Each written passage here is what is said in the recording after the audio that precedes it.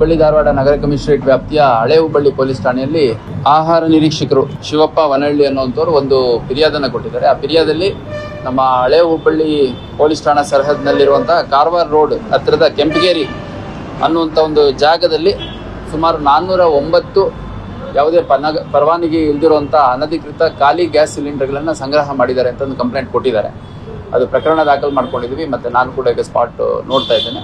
ಇದು ಯಾವ ಕಾರಣಗಳಿಂದ ಇಲ್ಲಿ ಅನಧಿಕೃತವಾಗಿ ಇಲ್ಲಿ ಸಂಗ್ರಹ ಮಾಡಿದ್ರು ಮತ್ತು ಯಾವ ರೀತಿ ಚಟುವಟಿಕೆ ಇಲ್ಲಿ ನಡೀತಾ ಇತ್ತು, ಯಾಕಾಗಿ ಅನ್ನೋಂಥದ್ದನ್ನು ನಮ್ಮ ತನಿಖೆಯಲ್ಲಿ ಹೊರತರುವಂಥ ಕೆಲಸ ಮಾಡ್ತೀವಿ. ನನಗೆ ನಿನ್ನೆ ರಾತ್ರಿ ಅಷ್ಟೇ ಗೊತ್ತಾಯಿತು ಈ ಥರ ಆಹಾರ ನಿರೀಕ್ಷಕರು ಬಂದು ರೇಡ್ ಮಾಡಿದ್ದಾರೆ ಅನ್ನೋಂಥದ್ದು. ಅದು ಯಾವುದೇ ಲೋಪದೋಷಗಳು ಇಲ್ಲದ ರೀತಿಯಲ್ಲಿ ಲೀಗಲ್ ಒಪಿನಿಯನ್ ತೊಗೊಂಡು FIR ಮಾಡ್ಕೊಳ್ಳಿ, ಕಂಪ್ಲೇಂಟ್ ಕರೆಕ್ಟಾಗಿ ತೊಗೊಳ್ಳಿ ಅಂತ ಅಷ್ಟೇ ಸೂಚನೆ ಕೊಟ್ಟಿದ್ದೆ. ಅದರಲ್ಲಿ ಒಬ್ಬನ್ನ ಈಗಾಗಲೇ ವಶಕ್ಕೆ ತೊಗೊಂಡಿದ್ದಾರೆ.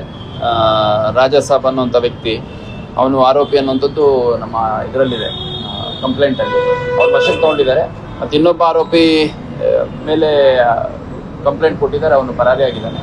ಸೊ ನಾನು ಸ್ಥಳಕ್ಕೆ ಭೇಟಿ ನೀಡಿ ಯಾವ ರೀತಿ ಚಟುವಟಿಕೆಯಲ್ಲಿ ನಡೀತಾ ಇತ್ತು ಮತ್ತು ಯಾವ ಕಾರಣಕ್ಕೆ ಅಷ್ಟೊಂದು ದೊಡ್ಡ ಸಂಖ್ಯೆಯಲ್ಲಿ ಖಾಲಿ ಸಿಲಿಂಡರ್ಗಳನ್ನ ಸಂಗ್ರಹ ಮಾಡಿದ್ರು ಅಂತ ತನಿಖೆಯಲ್ಲಿ ಹೊರತರುವಂಥ ಕೆಲಸ ಮಾಡಿ